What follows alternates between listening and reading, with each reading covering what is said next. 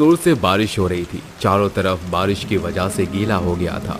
वहीं दूसरी तरफ एक भिखारन औरत अपनी गोदी में एक बच्चे को लेकर जंगल की तरफ जा रही थी। वो डरते हुए अपने मुन्ना से कहती है, चुप हो जा मुन्ना, चिंता मत कर, मैं हमारे रुकने का कोई बंदोबस्त करती हूँ। कहीं ना कहीं तो हमें कुछ ना कुछ जरूर मिलेगा। तभी कांची को एक झोपड़ी दिखाई देती है, जिसके बाद वो झोपड़ी के अंदर जाती है और थोड़ी सी आग जलाकर अपने मुन्ना के और अपने कपड़ों को सुखाने लगती है। तभी उसका मुन्ना जोर जोर से रोने लगता है, जिसके बाद वो उसे दूध पिलाने लगती है। ऐसे ही धीरे धीरे वो आग जलाकर उसी झोपड़ी में सो जाती है। बहुत रात हो जाती है। कांची भी आराम से सो रही होती है कि तभी उसकी झोपड़ी के चारों तरफ अंधेरे के अंदर से कई सारी लाल आंखें दिखने लगती हैं। धीरे धीरे वो भयानक आंखें झोपड़ी की तरफ बढ़ने लगती है। देखते ही देखते उनमें कुछ चुड़ैल होती हैं और कुछ बहुत ही भयानक जंगली भेड़िए होते हैं, जो दिखने में आधे भेड़िया और आधे आदमी नजर आ रहे थे। तभी अचानक से वो सभी भयानक भेड़िए जोर से चिल्लाने लगते हैं, आओ मेरे जंगली भेड़ियों, शिकार को हमारे पास लेकर आओ। चुड़ैल अपने जंगली भेड़ियों को झोपड़ी के अंदर भेजती है, जिसके बाद वो दोनों जंगली भेड़िए उस औरत को मारकर बाहर लेकर आते हैं और उसके बच्चे को चुड़ैल के हवाले कर देते हैं। उस औरत के हाथ पैर बांधकर एक डंडे में लटका लेते हैं, जिसके बाद एक तरफ से एक भेड़िया उस औरत को उठाता है, दूसरी तरफ से दूसरा भेड़िया उसे उठाता है। दोनों चुड़ैल उन्हें अपने साथ ले चलने का हुक्म देते हैं। चलते चलते वे जंगल के बीचों बीच पहुंच जाते हैं, जहां चुड़ैलों की बस्ती होती है। उस औरत को देखकर सारी चुड़ैलें जोर जोर से चिल्लाने लगती हैं, हा हो हैया हो, हा हो हैया हो, ले आओ, जल्दी ले आओ, इसे आग पर भूनो और हमें खाने को दो। वो दोनों भयानक भेड़िए उस औरत को आग की लपटों में भूनने लगते हैं, जिसके बाद चुड़ैलों की बस्ती के सभी लोग उस औरत का शरीर बहुत ही बेरहमी से खाने लगते हैं। आखिरी में जो बचा कुचा होता है, इंसान जैसे दिखने वाले भेड़िए खा जाते हैं। वो भेड़िए चुड़ैलों के गुलाम होते हैं, जो उनके इशारों पर चलते हैं। तभी चुड़ैलें आपस में बात करती हैं, इंसानों का मीट खाकर बहुत मजा आया, मैं तो अभी भी भूखे रह गई हूँ, मुझे और मीट खाना है। जंगल के सभी जानवरों को हम खा गए हैं, अब तो केवल गांव ही बचा है। जब तक गांव जाकर शिकार नहीं करेंगे, हमें कुछ खाने को नहीं मिलेगा। तो इंतजार किस बात का है? गांव जाकर अपना अपना शिकार खुद ढूंढते हैं, बहुत मजा आएगा।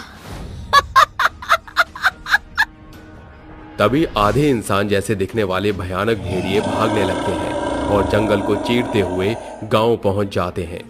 वहीं चुड़ैलें भी उनके पीछे पीछे गांव पहुंच जाती हैं और जिसके बाद वो गांव के लोगों को मारने लगती हैं।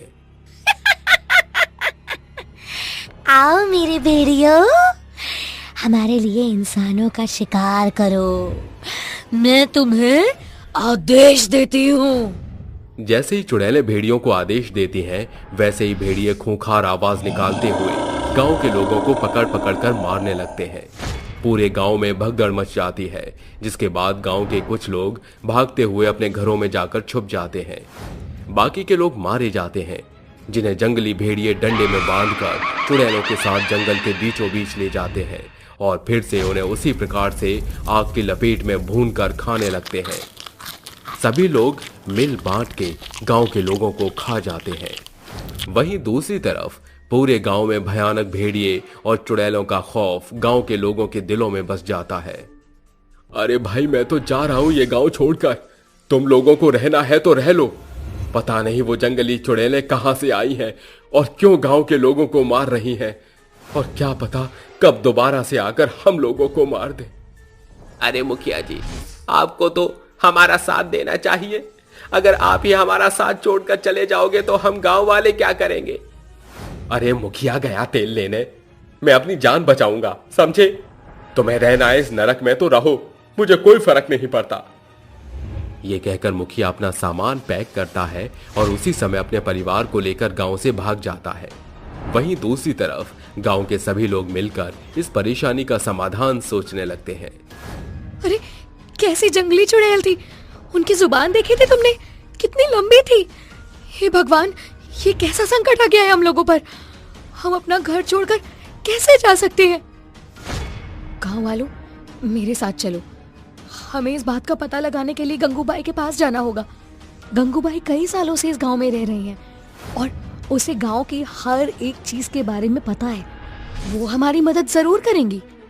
गांव के सभी लोग आराध्या की बात मानकर गंगूबाई के घर पहुंच जाते हैं, जिसके बाद गंगूबाई अपनी खाट पर लेटी हुई आखिरी सांस गिन रही होती है। आराध्या उससे कहती है, दादी माँ, हम बहुत ही उम्मीद लेकर आपके पास आए हैं। अगर आपने हमारी मदद नहीं की तो वो जंगली चुड़ैलें हमारे गांव का सर्वनाश कर देंगी। हमारी मदद करो, हमें आपकी मदद चाहिए। गंगूबाई बोल नहीं पा रही थी, फिर भी उसने हिम्मत करके गांव वालों से कहा, बहुत समय पहले की बात है। हमारे गांव में एक तांत्रिक बाबा रहा करते थे।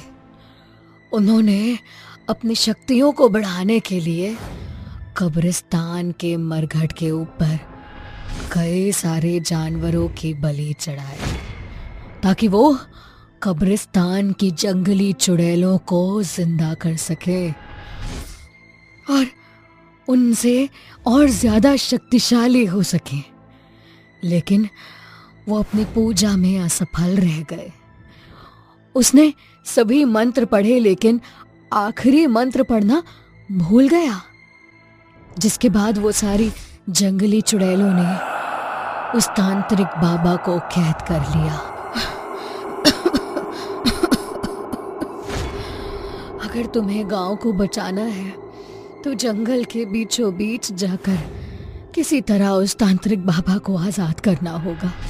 गंगूबाई की ये बात सुनकर गांव के सभी लोग अचंभित रह जाते हैं, लेकिन किसी के अंदर भी इतनी हिम्मत नहीं थी कि वो इन जंगली चुड़ैलों का सामना कर सके। तभी गंगूबाई कहती है, एक उपाय है। अगर तुम उन्हीं चुड़ैलों की तरह उनके बीचों बीच जाकर किसी तरह तांत्रिक को वहां से बाहर निकाल दो तो वो खुद ही उन्हें कैद कर लेगा। लेकिन उसके लिए तुम्हें बिल्कुल एक भयानक चुड़ैल की तरह दिखना होगा।